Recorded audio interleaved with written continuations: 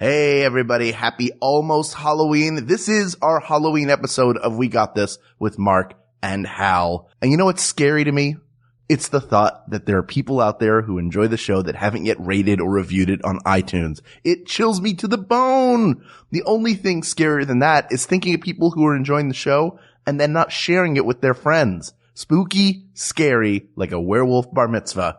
So if you enjoy the show, do those things. Do them. Rate, review, share. It's so easy. The whole thing takes a minute, 2 minutes of your time, especially if you have the review in your head. It doesn't have to be long. Just let people know why you love the show and why they will too. That's all there is to it. And now, without any further ado, here's episode 87 of We Got This with Mark and Hal. Hello, I'm Hal Lublin. And I'm Mark Gagliardi. Since the dawn of humanity, one issue has gone unsettled. With the fate of the world in the balance, we're here to settle, once and for all. Ghosts, real or fake? That's right. Don't worry, everyone. We got this. Podcast should have a theme song. Podcast should not have a theme song. Yes, they should. No, they shouldn't. They sound good. Yeah, but people are just going to skip past it. You know what? You're right. We got this. It's time to send the little ones to dreamland and set your podcast player's dial to spooky. Bolt the doors, lock your windows, and steel yourself for mysterious suspense in this episode of We Got This with Mark and Hal. Ghosts. Hello, Hal. Hello, Oh, sorry. Mark. I didn't know you were... Hello to you. Did I scare you with my vibrato voice? Ooh, vibrato. Always spooky. Do you think that there's somebody out there who has the disease where their voice is vibrato all the time outside of Don Pardo? Because he sounds... I think Don Pardo's scary. version is put upon. I don't think he actually sounds like that. I think he does. You're ruining my fantasy of him going to the store going, I need a loaf of bread, salami, Jif peanut butter, musical guest, some gherkins, and your host, Marshmallow Fluff. By the way, you just described the worst chopped basket of all time. All right, chefs, open your baskets. Your entree must include Jif peanut butter, salami, gherkins, and marshmallow fluff. We call it the divorced dad basket. Oh. You see, you are a married man. Yes. Your fridge probably looks a heck of a lot better than mine does. Maybe. We may have talked about this before on the show. I don't know. I open my fridge and there's usually, a carton of eggs with one egg left in it, a Brita pitcher that has not been refilled, and, an entire grocery store's worth of condiments in the door and nothing to put them on. Well, then this is perfect for our Halloween episode because your refrigerator is actually doubling as a haunted house. Yes. Oh, yeah. No, I have the ghost of meals past in there. Well, speaking of ghosts, Jeremy Frank, who runs the Max Fun NYC Twitter account and group, has asked us whether or not ghosts are real. So we're going to determine that. This is not a question of faith. We're not going to go on belief. We are going to examine the facts and reports and stories and rumors, and we're going to pull from it the inexorable truth. Yeah, but Hal, first of all, that's real highfalutin for what we do here. Thank you. What you just described. I take that as a compliment. But it's all belief, isn't it? I mean, we're not talking about theologies necessarily, but ghosts are primarily a belief thing. That's why there's no real, if we were going on real concrete evidence, the answer would be, no, there's no ghosts. Immediately right off the top. Oh, would we? Are you saying that one of us has not encountered a ghost? Oh, no, I have encountered ghosts, but I don't have scientific proof that I've encountered ghosts. Well, we're going to debunk once and for all whether you are a liar, and we're also going to learn whether all those people who take night vision cameras into prisons on the Discovery Network are also liars. We'll know. The Discovery Channel, Hal, not the Discovery Network. You're like my grandmother. Put it on the Foods program. My grandmother once called Sleepless in Seattle Lonely in St. Louis, which was great. Not only that she got it wrong, but that she said St. Louis, which is the oldest person thing you can possibly do. Is it? You don't call it St. Louis? No, because they're the St. Louis Cardinals. I'm not Gene Kelly in 1940. Oh. So do you call him Louis the 14th? No, King Louis the 14th. Is it Huey, Dewey, and Louis?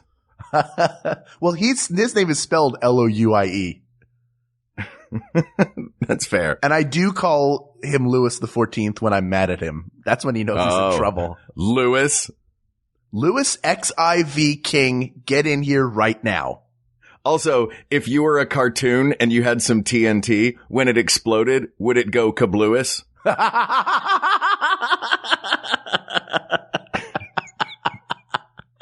You're so dumb. This is the dumbest so dumb train of thought. Let's get back to ghosts. Yes. Now we actually you have compiled along with, you have in front of you research that I have in front of me. Yeah. By Kate McManus. Kate McManus, our wonderful researcher, has put together, a list of, it's mostly a list of haunted places that I just had a blast reading. Yes. Because there really isn't a lot of empirical evidence. There is a whole lot of scientific evidence of spiritualism and ghost hunting and paranormal activity being debunked. But just because people have faked it doesn't mean that it doesn't exist. Famously, spiritualists in the late 19th century, Arthur Conan Doyle was a fan of going to mediums and Queen Victoria went to mediums. Mary Todd Lincoln went to mediums, and they would go to seances and they would try and commune with the dead. But these were all this spiritualism was debunked famously by Harry Houdini, but also by lots of other newspapers, publications, and science-leaning folks. Right. But that's not to say that the dead do not stick around, I guess, at times. I mean, I saw that documentary Ghostbusters, and then I guess they did a new version of the documentary with a new cast of Ghostbusters. It seemed like they gave really a lot of access to cameras for the recording of that documentary too. Like they were with them all the time. You know, I've seen both of those documentaries, and I saw the second documentary from the 80s where terrifying things were happening with the Statue of Liberty. And I have to say, I don't understand why you are still in New York. That place seems like a hotbed of terror.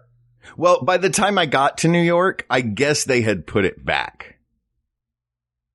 Okay. Or she had walked back of her own free will. Sure. I know you got there a lot later, but apparently over the summer there were more ghosts. I saw them. I saw that documentary. Yeah. That's modern day, man. Yeah, you know what? You're right. I should move back to Los Angeles right now. Los Angeles has its share of ghosts though. Hollywood is notoriously filled with ghost-laden mansions. California has one of the more famous ghost attractions, I guess, the Winchester Mystery House. Yes, that's the house where they have to keep building rooms, right? They had to continue to build rooms, and then all the owners went insane. Every haunted house is the same story. Like in the 1890s, some people lived here. They went insane. It's got really nice old furniture in it, and also probably there's ghosts. There are, now that we're just jumping into haunted houses, there are some great examples from Kate. I'm going to give you, this is a Zillow listing. You know Zillow? Yes. The home purchasing website. There's a listing for a home. Yes. And, here is what it says. Original hardwood floors, 4-bedroom, 2.5 baths. Built in 1901. Okay. 1,850 square feet of living space. That's good. Slightly haunted. What? Large living room with open staircase. Oh, I like the living room. Let's go back to the slightly haunted part. Yeah. It says, slightly haunted. Nothing serious, though. For example, the sounds of phantom footsteps, a strange knocking sound, followed by a very quiet, hardly noticeable even, scream at 3:13 a.m. once a week. Wait, can I? And then twice a week, tops. You know, when you work as a real estate agent, you're listing a home, you have to give disclosure on things that happened there. Mm-hmm. Yeah, this is, I feel like this is Two Kids and Nicole Kidman. This is either going to turn away serious house buyers or attract a goth couple. Yeah, super intense into ghosts. Probably own a lot of the Disneyland, Nightmare Before Christmas stuff. Oh yeah. They're the ones that like that version of the haunted house. You don't like that version? It's fine. I just want to be able to ride the actual haunted mansion all year round. Don't go between October and December, or you will be riding the Tim Burton version. Don't go between August and January. They switched that thing over like the beginning, like I think pre-Labor Day now. Oh, well, I thought that they have to close it for like a month. That's the problem with doing this is it keeps the ride closed for a month. I have a real problem. We're talking about real ghosts, Hal. I love that immediately we turn to Disneyland's Haunted Mansion. Well, I mean, look, if we're gonna look at a housing listing where they go slightly haunted, how is this verified? Who is this for sale by owner? Who did this? This is for sale by owner, but it's also, the reason that I like to think that this is real is that it is being played down so much. Let me read you, I was reading excerpts. Let me read you the exact full listing. Not the full listing with all the other stuff. I'll start with the haunted stuff. Go ahead. All right. New molding throughout entire first floor. Slightly haunted. Nothing serious though. For example, the sounds of phantom footsteps, a strange knocking sound followed by a very quiet, hardly noticeable even scream at 3:13 a.m., maybe once a week. Twice a week tops, and the occasional ghastly visage lurking behind you in the bathroom mirror. Even still, this occurs very rarely and only in the second floor bathroom. Freshly painted. Would you move into that house? No. Then that answers our episode right there. You believe in ghosts. There are ghosts. Look, I wouldn't do it because it's just weird to put that into a listing. It just doesn't. Or is it because you don't want to live in Dunmore, Pennsylvania? I don't know how interested I am in living in Dunmore, Pennsylvania, although the house seems fine and interesting. Beautiful house. New Orleans does the same thing though. Oh, New Orleans is the worst. Not the worst. It's a great city. New Orleans is so haunted, in fact, that, you know how they have signs that say sold that you tack onto a for sale sign? Yes. They now have signs that say haunted. That like, they just have like a box of them that they will add. So many places are haunted that if a place is haunted, they just tack this on to the for sale sign. Okay. That's dumb. Why is that dumb? I mean, but that's, no, I'm sorry. Let me take that back. That is not. There are also some that say not haunted. Isn't that for tourists? Wait, probably. How many, is this like Paperboy where at the beginning you see all the houses that are subscribed to your paper and then you see the ones that have canceled their subscriptions and that's how you know which ones are haunted or not haunted? I think there's a haunted house in that too. Is one of the houses haunted in Paperboy? Probably.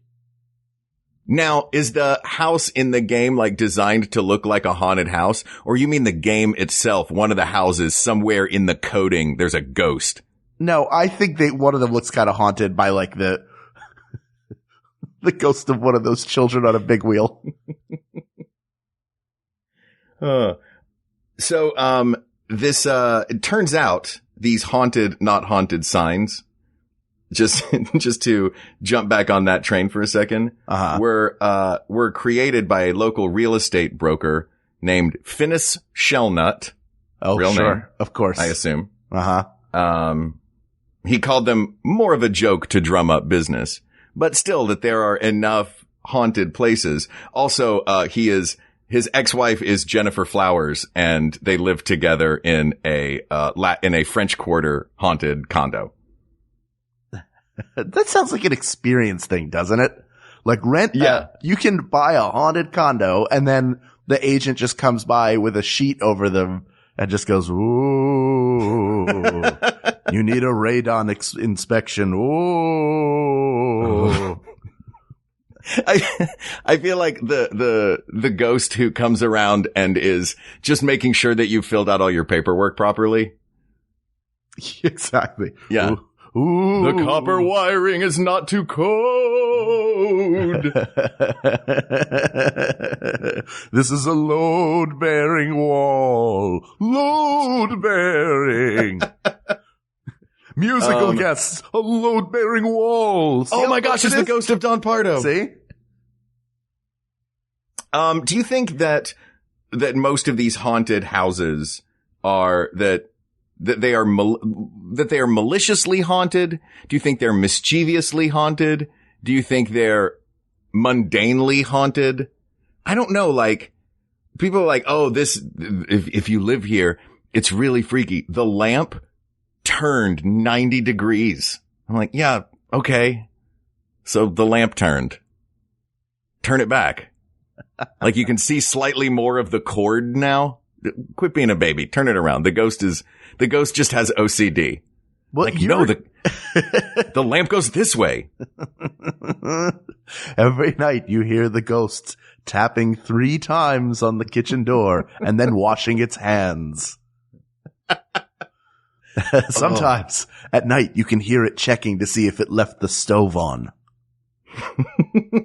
Oh, wait, that was just my wife. Yeah. Ghost CD. Now, Ghost CD. Thank you, everybody. Good night. Yeah. That was just for you. Now, yeah, I appreciate that. You're operating right now. Everything you're saying sounds. Yeah, I'm in an operating room right now. I'm surrounded by nurses. We probably shouldn't be talking about this. Scalpel. Thank you. I'll wait. I'm sure the patient will be fine. You're making a ghost right now with your lack of. Yes, I am. Ability. Hey, but yeah, how dare you assume that I don't know how to put a person back together again? What I was going to say though was that you sound like you are already coming down and saying ghosts are real. And I'm not saying you believe ghosts are real. I'm saying by the end of this episode, we are determining whether ghosts are real. So it sounds like you've made your decision. I would have to be irrefutably shown that everything is malarkey for me to say that it's not real at this point. I am a person who, there are just too many stories. I've got, Kate did a great job this week. I went down a internet rabbit hole of scary, spooky ghost stories. Emily's Bridge in Vermont, a haunted bridge that is so haunted it's on the National Registry of Historic Places because a girl hanged herself there when her boyfriend didn't show up for them to run away together in the 60s. Oh. The Tower of London, which I just visited. I spoke to the Raven Master, Chris, who is incredibly kind, wonderful guy who gave us a private tour of the Tower of London. He switched apartments when he lived there because the Beefeaters live in the Tower of London. He switched apartments because his apartment was haunted. There's a boat that showed up just on shore one day, completely intact, half-eaten dinners on the tables, but the people on the boat, the passengers and the crew, just vanished, were never found. There are too many of these stories. By the way, that ship is called the Mary Celeste, and look up the story if you want to see it. It's a crazy story. Okay. But I think it would take a lot for me to not think that ghosts are real. But I tell you who is doing a really good job of making me, of leaning me toward thinking that ghosts might be baloney is paranormal hunters on television who are, I believe, pretty much all pseudoscience quacks. Now, okay, look, these are, obviously this is for entertainment, these shows. Although who knows? I don't know the extent to which they believe that this is true, but there is an entire, scientific approach. Did you put air quotes around that when you did it? No, I was circling with my hand to bring the words out of my brain. Okay.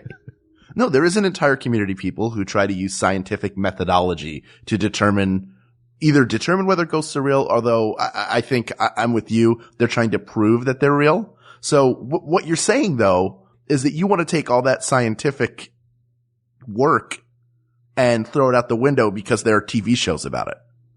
Yes, I do. Because I feel like, well, not because there are TV shows about it.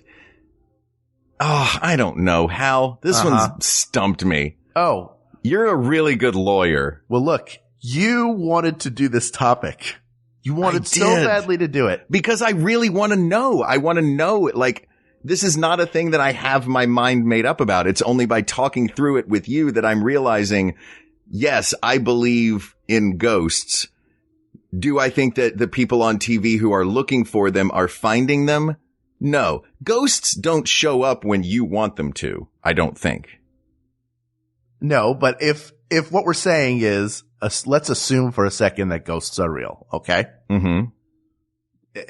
And let's assume furthermore that this ghost in Pennsylvania in the Zillow listing is real. Uh-huh. They keep a very tight schedule. Yeah, they really do. This particular ghost does. Yeah, this ghost runs like a Swiss clock. Very regular. You know. 3:13 a.m. 3:13 a.m. There's going to be some screaming or whatever.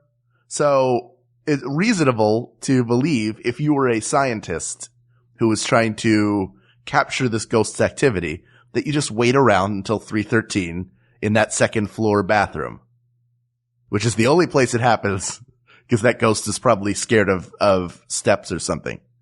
So then you could go, do you want to talk about some of the tools that a scientist would use or a paranormal investigator would use to prove the existence of a ghost, some of that methodology? Please, go ahead. Well, I'll tell you. Thank you for asking. Well, thank you for fishing. Yeah, I will always fish. So, okay. Some of the tools that are... Do you have any sevens? Yes, but still go fish. Oh. When I was a kid, we couldn't say go F yourself. So go fish was a reasonable substitute. Oh, really? That was go fish. You and your siblings worked that out? Mm-hmm. Did your parents figure it out? I don't think we did it that often. This was like a 2 or 3 times thing. Okay. Your father never beat you with a glowworm for doing it in front of him? Oh man, stop bringing up the glowworm story. Sorry. Okay. Ghost hunters. Here are some of the tools. The theory is that paranormal activity creates changes in temperature and alters electromagnetic fields. So, some of the tools that are used include thermometers, digital camera, and sound recording equipment, of course, because there are EVP, supposedly electronic voice phenomena, which is where you ask ghosts a question and then you can pick up the audio of their answers.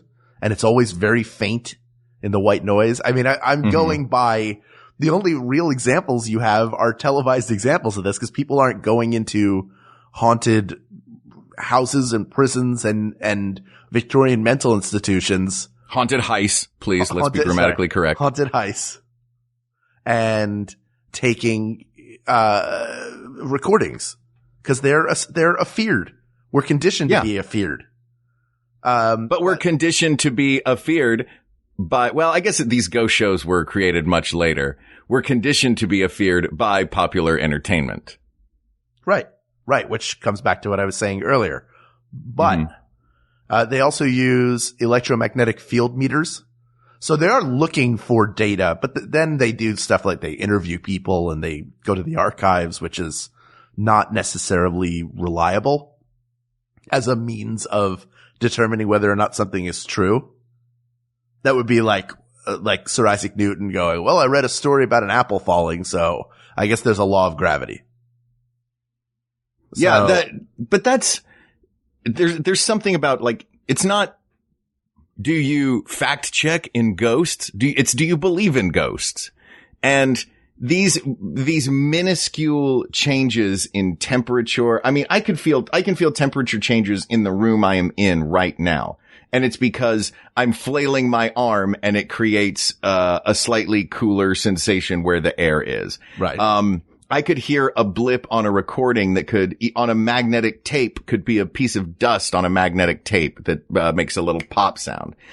It's that sort of trying to quantify it that, and I know people love these shows and they're a lot of fun, but I am one who generally finds myself going, ugh, groan when these guys are like, oh, did you hear that? Did you hear that little blip in there? That was the woman who lived here in 1940. Shut up. You know what I mean? Isn't it one of those things where like they play the tape? They're like, what's your name? And then you hear like, Billy's here. Billy's coming for you. Hal, please don't ever, please stop. Mark. Stop, Hal, please. I'm gonna cuddle with you while you're sleeping, Mark. See, that's not a malicious ghost. That's a very sweet ghost. Creepy. No, thank you. But it's very sweet of you. I'm sorry for whatever was in your life, Billy, that led you to asking strangers, grown men, to cuddle with you. I was lonely. Mark, Hal, this is gonna give me nightmares. Mark. So you're really going back and forth here. No, that is never what happens on those things. What you hear on those things, it's like, is this the ghost of someone who used to live in this house? Yeah. You're like, oh, that was it. Did you hear that? Yeah. And you're like, that could have been the guy behind you's shoe scuffing. That's the ghost of a duck.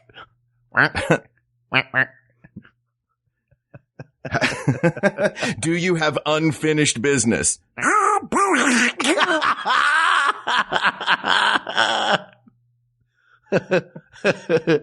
the ghost is angered. Okay. So, but on the one hand, you're saying you believe ghosts could be real. Yes, saying they are, I'm saying I could believe that ghosts are real, but I think too many over the last however many centuries, too many opportunistic people have used others' belief in ghosts to give themselves, to boost themselves up financially or to boost their egos and prove themselves to be right. For example, spiritualism back at the end of the 19th century, these people were hoaxes. There were, all of the spiritualists that I know we mentioned this before, but Arthur Conan Doyle and Queen Victoria and Mary Todd Lincoln and lots of famous people. These are scams that were, perpetrated. The Fox sisters, famously, they had these little knocking sounds that like what people hear on these recordings where it's, just listen for the teeniest, faintest little knock. And people would do this and they'd be like, oh my gosh, it's a ghost. No, do you know what it was? It was the Fox sisters cracking their knuckles under the table. Nasty. That's what it was. I hate cracked knuckles. I hate cracking knuckles, joints, necks, cause I have an unreasonable fear of having my fingers and toes broken. Like they'll bend the wrong way and be broken. And I just feel like one time somebody's gonna be like, yeah, so anyway, I was going to play some tennis and the other day I saw Bob and oh my God, my finger! My finger's been removed. Oh Lord, why? Why did I do it? I did it to myself. I have no one else to blame. Oh, what? Hey, Hal. What? Stop. Is that a ghost? I wish that was a ghost. Now I want ghosts to be real. I don't want to think it's you popping stuff out of joints. So stop it. All right. Mark. Oh gosh, please stop. Knuckles. Oh man. Oh, Hal, I love you, brother. May your voiceover career never involve that voice. This is all an audition right now. Bye. I'm gonna hang up this phone. And as easy as this is to fake, the sounds, visual imagery is just as easy to fake as well. Right. Spooky photos have been around as long as photos have been around. There's the Cottingley fairies, the Victorians with the advent of cameras and photographs. And their weird obsession with death that they all seemed to have. Right. Like nobody understood then that a photograph that looked like I can see the spirit leaving the body Like, no, the photographer nudged the tripod while the photo was being taken. You know what I mean? Yeah. Like, that, I feel like I want the answer to this to be ghosts are real.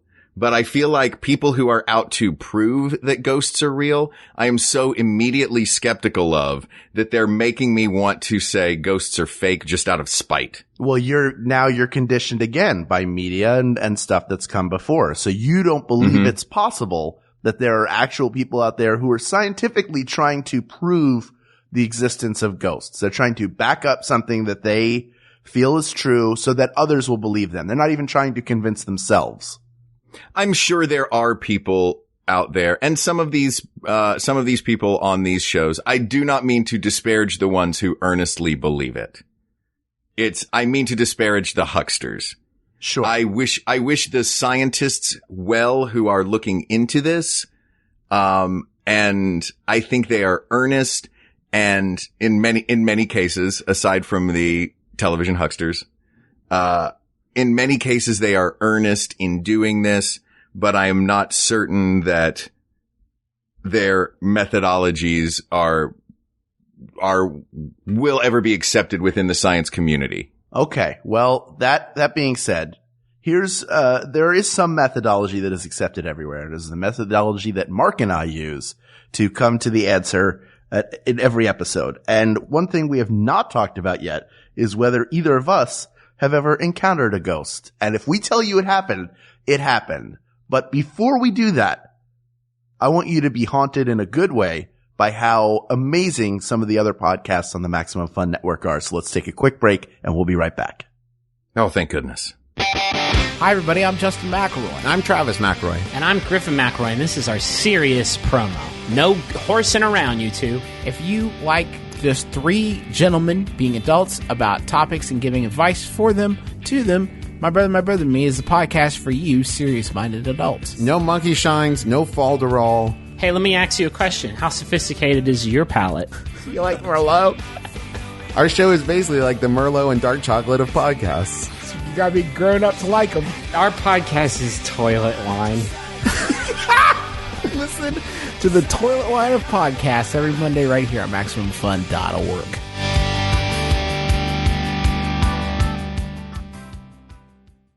Listen up, Midwestern Max Funsters. Do not miss out on the inaugural Chicago Podcast Festival, November 17th through 19th. Catch the hilarious ladies of Lady to Lady and the witty and incisive Aneke and James from Minority Corner. Plus, Bullseye with Jesse Thorne will feature interviews with some pretty heavy hitters, like Andre Royo and Dwayne Kennedy. Don't snooze, don't lose. Tickets are available right now. Visit MaximumFun.org and buy them. And we're back. Hey, Don Pardo. You know, I only remember one combination of musical guest and host, and it's from 1986, I think. And it was musical guest Tim Buck 3 and your host, John Larroquette. I don't know why that sticks in my head so strongly. Tim Buck 3. Oh, because when you hear Tim Buck 3, your brain immediately puts that in the long-term memory and whatever came immediately before or after it. Do you remember Tim Buck 3's big hit? No, but I remember the name Tim Buck 3 and seeing it on an album of one-hit wonders. What was their hit? Future's So Bright, Gotta Wear Shades. Ugh. Tim Buck 3, everybody. Now, all right, Tim Buck 3. Personal experience with ghosts. Mark? Yes. Have you ever encountered a ghost before? Do you believe you have encountered a ghost? And if so, tell me about it. I have two experiences where I have encountered ghosts. Oh, okay. The first, maybe it was at a time when I was particularly susceptible to it because I was on a midnight ghost tour through Savannah, Georgia. Okay. And there was, we're talking about, this one section that had a particularly large number of ghosts and a home where the matriarch of the home was said to haunt the grounds of the home. Then we moved on to a different section of, Savannah, or a different area of the same, a different house in the same area of Savannah. And he's telling us a story of a very sad and tragic story about a slave owner who was brutal to his slaves. And I won't get into that whole very dark story, but I turned around, I sensed something, and I turned around and I saw a woman in a black dress, old-timey looking woman in a black dress, hunched over in a garden. And she looked up, looked at me, and vanished. And I was terrified. And I turned around and I asked our tour guide, I said, what does, I did not answer it. It was not a, hey, does she do this? And he answers yes or no. I asked him, I said, the woman in the house across the way, how do people usually see her and what is she wearing? He said, oh, she's usually bent over in the garden wearing a black Victorian dress. And I nearly pooped my pants. Oh no. That's scary. So that was one. Okay. Another one, I was 6 years old. I was at the Bijou Theater in Knoxville, Tennessee, doing a play. And, I went up to the balcony to just kind of explore like a 6-year-old does. And I wanted to wander around and see what was up. And, this balcony was the second balcony. It's now where the lights are, and it is, supposedly haunted. And I came out of that balcony, when I was called to the stage to work on one of my scenes. I come out of the balcony and, I push through the double doors to leave. And the double doors open. I walk through. I hear the double doors shut, and then I hear a little jingle jingle. I turn around, and those double doors are chained and padlocked from the outside. So I just walked through a pair of double doors that was chained and padlocked shut. Oh, wow. I will give you one more example. Wait, does that mean you're a ghost? I might be a ghost. Okay. Fair enough. Yeah. But it's cool. You can record my voice. And I'll give you recordings of it, like those bozos that hear oh, did you hear that? Here's the third one. Okay. So, this is not a ghost experience I had, but, just an amusing moment. There is apparently a ghost that haunts the bathroom of a bar in Savannah, Georgia. On that same ghost tour, we were told this story. There's a ghost that haunts the bathroom of that bar. And what he likes to do is turn the water on and off in the sink. I tell you this because it is a single person bathroom. Not like you can't be married to go in. I mean, it's a one at a time bathroom. I went into the bathroom and I am peeing, and I have never been more scared or alert in my life. I'm standing there peeing and thinking to myself, the water's going to come on. Oh my God, the water in the sink is going to come on while I'm standing here peeing. I'm in the most vulnerable position right now, and that water is going to start coming on in the sink. So that's the most scared I've ever been when a ghost didn't even show up. Oh, that's not a ghost story. That's just no, it was just scared while you pee. Yeah. What a I said it wasn't a real ghost story. All right. What about you? Okay. I'm going to start with a story about my mother, who believed very strongly in ghosts. And she also believed that in a former life, she was either George Washington or someone who knew George Washington. So in our house was a portrait of George Washington that just sort of sat on a shelf. That is fantastic. Now, I'm not saying I share the belief system of my dear departed mother. I certainly would like to, because that would mean she was around right now. And I know she's with me all the time. Nobody needs to tell me. But one time she was down in Florida visiting family, and she went to, they all went out to a restaurant together. I was not there. And she and her cousin went into the bathroom, and they'd heard there was a ghost there. And all of a sudden my mother's eyes started fluttering. So she burst out of the bathroom running, saying, "The ghost has my eyes. The ghost has my eyes." Now, Mark, do I think that was a real ghost? Probably not. Probably wasn't a real ghost, but she believed it was. She certainly did. Oh, man. And I'm sure she had other stories that I'm forgetting. That's the one that sticks out just because it's the most hilarious one. And the image of your mom running out yelling, "The ghost has my eyes." Yeah. is fantastic. My mother is not much of a runner, so she probably looked like a stork trying to escape from a predator. But like not flying, just sort of storking around because she had very long legs and in fact played pinball. I'm sorry, did you say not flying but storking around? Yeah, just storking around. You know how they walk. Right on. Like I feel you. When she played pinball, whenever she was at a pinball machine, she would do the stork thing where she would tuck one leg up under so her legs looked like the number 4. Sure. She could not play. Is that a stork otherwise. thing or a flamingo thing? Both. Maybe it's a flamingos thing. are just pink storks. Yeah. Take that, you dumb flamingos. You're just a pink stork. Yeah. Stupid pink stork. Have you been to the Pink Stork Casino in Vegas? Is that the one owned by Mickey the Stork Casino? Yeah.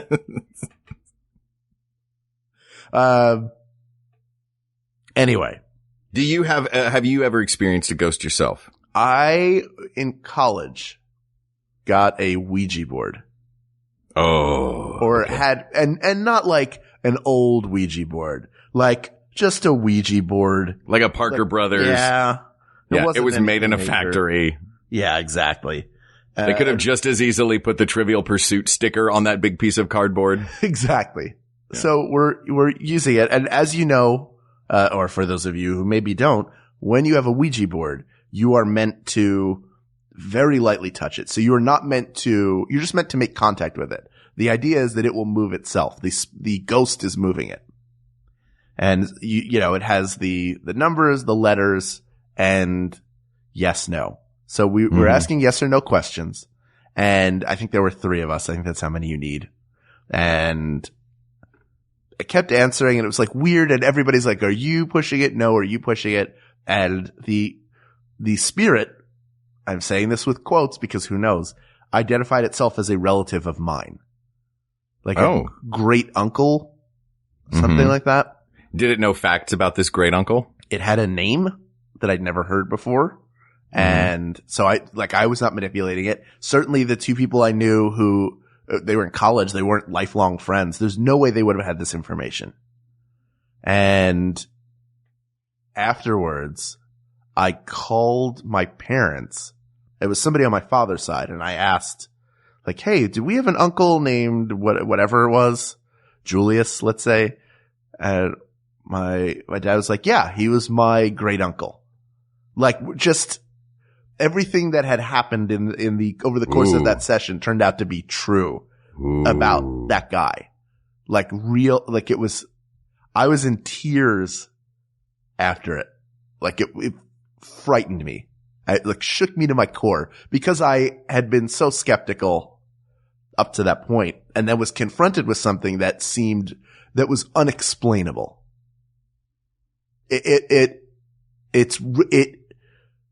It could be random chance. I know mathematically that's possible. But mathematically, the chances of you picking Julius? Yeah, or whatever the name was. Right. I didn't have that knowledge. It wasn't even something subconscious in me that I was like, oh, that's right. One time I saw a family tree and that name was there. So it stuck with me and then it came to the surface. Even so, why would it? Why would it right there? I wasn't looking for proof. It was more like for fun. Like, let's just see what happens. So yeah, that's always great when you're at a college party and you're like, oh, this game will be fun. And then you are rocked to your core and can't sleep for 3 days. Yeah, exactly. But I mean, I certainly don't like being in dark, scary places. If I go to the Eastern State Penitentiary in Philadelphia, which is famously haunted, I would not want to be there at night. Even though I feel like I'm pretty sure there aren't ghosts. Still, there probably are scary people around there. So maybe that's enough of a reason. But like, I don't like. Well, yeah, because scary people, the places they like to hang out at is prisons. Yeah, part of me wants to say that the reason why we're afraid of ghosts, especially in dark places, is because we can't see. We have less control over our environment. We're usually somewhere that is foreign to us. It's dark. So we don't have a good handle on everything happening in the room. And I think that allows your mind to create things to be afraid of. You were conditioned on that, tour to see a ghost, whether you actually saw one or not. I'm not saying you didn't, but I'm saying you were conditioned to think that you had. Because all you're hearing are these stories, and then you look over, it is just. And I have a pretty active imagination. Yeah. So. Still doesn't explain the doors when I was 6. Oh, yeah, there is no explanation. Unless you're misremembering. You're misremembering. Oh, congratulations, you won the pageant. Congratulations, misremembering. With musical guest Tim Buck 4. Oh, it's 2016. Tim Buck 4 is out. One of them had a child. Is this enough proof to say that ghosts are real? That's the big question. I think the aggregate of our experiences. Yes. A history of people having real, genuine ghost stories that they completely believe. I'm not putting the pseudoscience in there as evidence of ghosts. Maybe it even is, but I'm so turned off by the opportunism of it. Okay, I'll say this. I will leave out the opportunistic evidence. But I will allow into submission the evidence of earnest ghost hunters who are not doing it for a profit. Even though there's no proven scientific link between drops in temperature, changes in the electromagnetic field, and paranormal activity. Go ahead. Yeah, no, you're right. So we can't put that in there. Sorry, guys. So what you're saying, because it sounds like you're winding your way towards ghosts are real, even though there is zero scientific evidence to back it up. So it sounds like, and I may be wrong, correct me if I'm wrong, but wait till I'm done talking.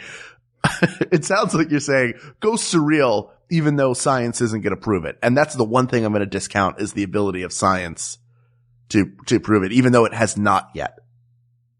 Yeah, I will agree with that. Mm-hmm. So that's what you want. Your ruling would be ghosts are real. My ruling would be ghosts are real. Look, over the past several thousand years, we have made leaps and bounds in discoveries of things once thought to be magic.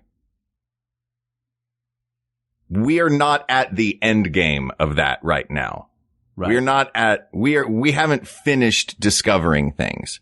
So there are still things out there that seem like magic. Because science has not discovered it yet, doesn't mean that it won't. And I think there is enough evidence from people, living people.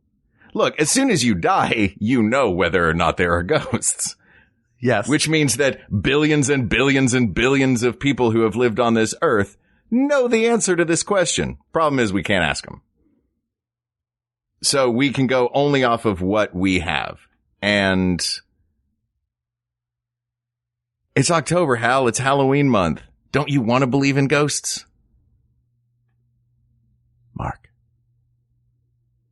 Mark, do you hear that?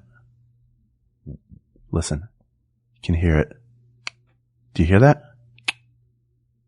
You hear that just off in the distance? That knocking? Yeah. Yeah. Let's get closer and let's see what it is. Listen. Okay. Mark. Do you hear that?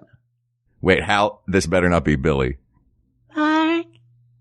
Wait, Billy's trying to tell us something. Oh, God. People of the world. Ooh. Nope, I'm hanging up. I'm done. Nope. I'm out. Listen. I'm out. This is important, Mark. This is for the entire world. The ruling is coming from the beyond. People of the world. We're real. We're here. We all want to cuddle with Mark. Science can't find us. Not yet. Not yet. I'm scaring myself. All right, look, here's the thing. I can't even keep it up. I'm literally frightening myself with that dumb Victorian child's ghost voice. Here's the thing. I think you hit it on the head, Mark. There's so much out there that are currently unexplained phenomena that over time science will reveal to us the things that we don't yet know. Mm-hmm. And until then, they are going to be things that are told anecdotally and are phenomenon that have yet to be explained scientifically. And there's going to be a ton of hucksterism out there. But I think to out of hand say there are no such things as ghosts is to be grossly ignorant to the possibility that there is some form of energy out there. Forget the religious aspect of it altogether. That there's some form of energy out there that it cannot yet be explained. That there aren't other Elon Musk is out there talking about how there is a slight mathematical chance that we're all just characters in some advanced video game. So if that is possible, why can't the game be Resident Evil and there are a bunch of zombies and ghosts and stuff wandering around? I believe that I am comfortable enough with this for the sake of you, Mark, to say and tell everybody ghosts are real. And if you want to hang out with some ghosts, go over to Pennsylvania. You can get a lovely house. I mean, it's a beautiful Victorian. And I think the price is under $130K, which is good living. I mean, it's an investment, but hey, you're going to get a roommate for free. That ghost isn't going to pay rent, but also you can scare people. You don't have to tell your family. Yeah. If you have you're $122,880. Yeah. That's I bet you can get that price down. I'll bet you can get it down. That's an over 100-year-old house. That's really a good deal. Yeah. That's like $1,000 per year or like $1,200 per year. It's been around. That's not a bad per year price is what I'm saying. For a haunted place. Yeah. For a haunted place. I mean, look, you can go to New Orleans and just find all the haunted houses that are there. Or you could live there too and have Papa Shango from WWE be your real estate agent. We couldn't go one whole episode. I can't help it. All I can think of is Charles Wright wearing that skull makeup on his face and a top hat with a feather in it. Oh, guys, Jeremy, all those people out there who want ghosts to be real, congratulations. Ghosts are now real. Not because of science, but because of Mark and Hal, the greatest authority in paranormal existence, asked and answered. Boo. Boo. Oh, gosh, you scared me. This topic is covered, but there are many more to discuss. So reach out to us on Twitter @WeGotThisTweets or visit the Maximum Fun subreddit. A flame war is happening now. You can find us at Facebook.com/We Got This Podcast or special musical guest, our email, WeGotThisPodcast@gmail.com. Thanks as always to our musician. Oh, wait, no, I'm going to do this one as Vincent Price. Thanks as always to our musicians, Jonathan Dinerstein and Mike Furman, for our score and song respectively. I'll be the ghost host, aka the Beyond Belief voice for the rest of this. Ooh.